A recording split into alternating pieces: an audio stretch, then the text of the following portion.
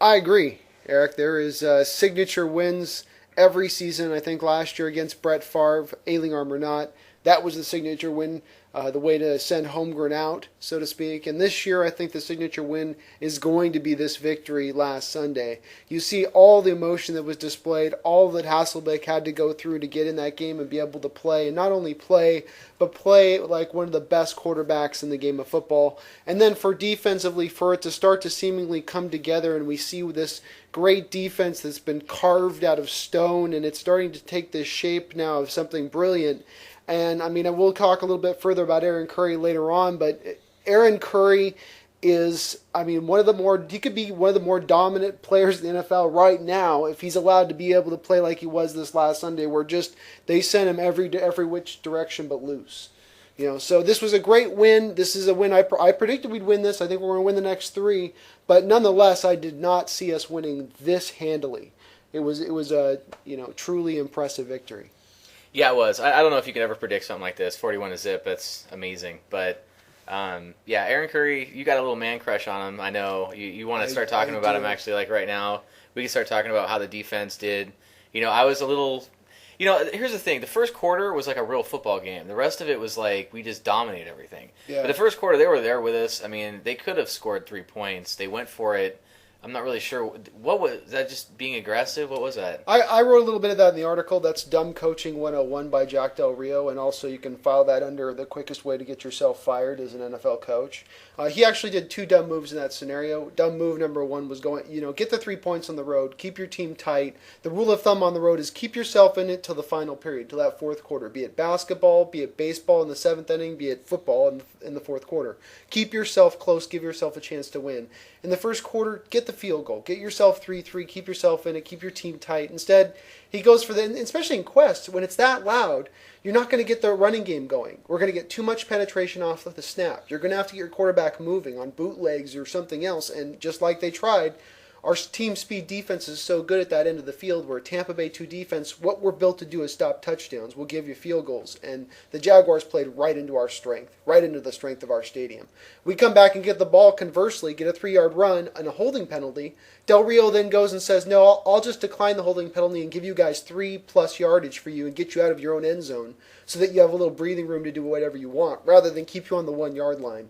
I thought those 2 moves right there by Del Rio back to back are just small little things that will maybe get lost in the shuffle of a game, but they were just boneheaded mistakes by him that we were able to take advantage of and overcome and then dominate, like you said, as we went further on in the game. Yeah, I mean after the first quarter, it was pretty much over. The first quarter though I thought was pretty close. Even part of the second quarter was kind of close, and then. I don't know what happened, but it just seemed like everything was going right for us, and it was a great game to watch. It's encouraging. I don't know, if we can take a lot away from this, but I mean, Jaguars aren't just a rollover team. They're kind of a 50 or they're like a 500 team, I think, but they're definitely not the Patriots or any of these other teams that are tried, true, tested, and are going to be of the AFC. They're going to be tough. So. But, what we can say is that Hasselbeck's back. When Hasselbeck's in, good things happen. He was able to throw the ball. I don't think Seneca can do those kind of plays. He was, what's funny is that if the guy was running like, Seneca, or if Seneca was running like Hasselbeck, he would probably do better. Hasselbeck was out there actually running, getting, first downs, doing stuff that was really scary but cool at the same time. And, but yeah, anyway, the guy's got vision. He knows where the guys are at. And the throws... to TJ and Burleson, just tight, just right there, needed to be there. Timing was just perfect. Good things. So offense wise, I think we look really good. I don't. Yeah, I agree. He's such a difference in quarterback between him and Seneca. And I heard the argument on the radio this week that the reason that they don't let Seneca run the football is because they don't have another quarterback behind Seneca at that point once Matt Hasselbeck's down. Well, and if that's the point, then don't have Seneca in the first place. Because one of the main reasons you have him as your backup is because of his athleticism and the different component he gives you when he's in the game. And he's so small, he's got to be 5'8", 5'7". He needs to get out and move around in order to see what's going on. Yeah, he's a stat packer. He is. I mean, Hasselbeck... I think he's like 6 foot is what they say. I don't know how tall he is really, but he looks small. Some of those guys do that. They say Yeah, the NFL's not a stickler on exactly the exact heights of guys. I'd like to go back to maybe the combine on Seneca and see if he really measured out to 6 feet tall. The guy looks like he's 5'8". He really struggles to see over those guys. And then Matt only ran the ball 3 times in this game. And it wasn't like he was running 30-yard scampers. It was just that those small instances of running the football got us positive yardage when there was no yardage to be had in the air, and also made the defense think about it. Well, and the thing is, if he can do it, he should be doing it too. Exactly. You know, if Hasselbeck can run 5 yards and take those risks, Seneca should be allowed to do those too, if not a little bit more. Yes, if the man that Holmgren once termed when he's out scrambling a giraffe on ice can go get yardage, then there's no reason that Seneca, the man who's like, Michael Vick 2.0 supposedly by some people's opinions out there in Hawkland, why can't he? But, let's not belabor the point. It's just that needs to be said. Seneca should have learned from this game, and he probably won't, and the coaches are going to say, we can't let him run when Matt's out. Seneca's too important. But, Seneca's not done good when he's not running.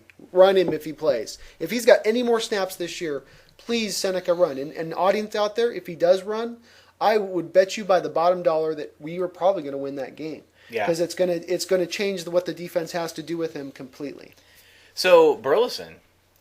Man, that guy just every week is like impressing me, and I think that the whole we were talking about TJ, him being here, just like getting everybody just better, just having that guy in the locker room that's just pushing people and that physicality he does to jump. I can catch any ball, you know. He's got like the ball's in the air, it's my ball, He's got that attitude, and it's like bleeding off into Burleson, and you can just tell like he's running harder, he's catching balls, he's just doing some awesome stuff, and that breakaway where he got down, he looked like he was tackled. It looked like Mathis tapped him on the back. They called it two-hand touch on the narrator. Yes.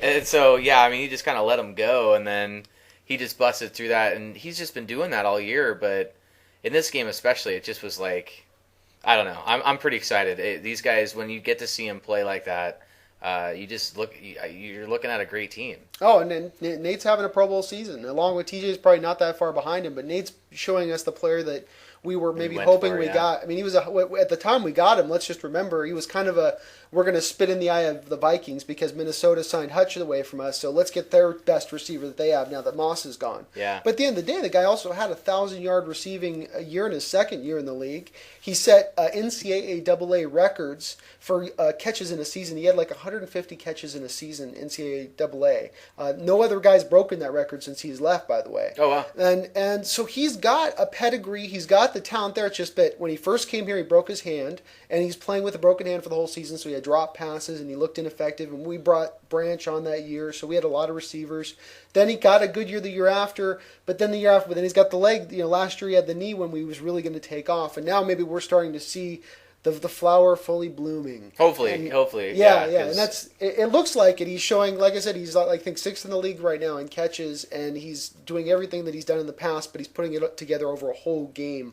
Whereas in the past, he'd just show you a burst here in a quarter, or a burst there in a quarter, or a punt return here, or a kick return there. So let's talk about Hush. He looked really good too. The catches that they're throwing, or the catches they're throwing, the passes that they're throwing to him, are high arcing and just kind of left out for him to grab. Is that kind of what they're planning on doing with him? Matt trusts him. Okay. Matt feels like if he can't catch the ball, TJ's going to not let the defender catch it, and that's something that Matt's obviously earned that trust with him over training camp and just knowing the type of player that TJ is. He's the metronome of this offense right now. Whoever's in there, Seneca or Matt, he's the guy who we can just kind of rely on to be there to help us keep the chains moving. And he's had times at the end of games where it's gone unnoticed because we lost the games. But he's made some big catches in the Chicago game. There was a play that Seneca was rolling out and threw 29 yards down the field that he came up between 3 Bear defenders and caught the ball. For 49ers, there's another 20-yard catch at the end of the game as we were trying to drive down that he made this catch. In between these times, he's making all these other catches. So not only is he being the consistent guy for you throughout the game, but at the end of the game, you can go to this guy and rely on him. He had another breakout game this last Sunday, but he's my favorite signing so far of this last offseason, except for Aaron Curry. Right. But my man crush Curry. Man crush. It's deep, and it's wide. But it's what's really nice is that we're just seeing this guy for the first season. We're going to get to see him for at least another 2 or 3 years. This is a guy with his smarts and route running ability that can still excel into his 30s, and he's been healthy for the most part his whole career, and just great all the way around.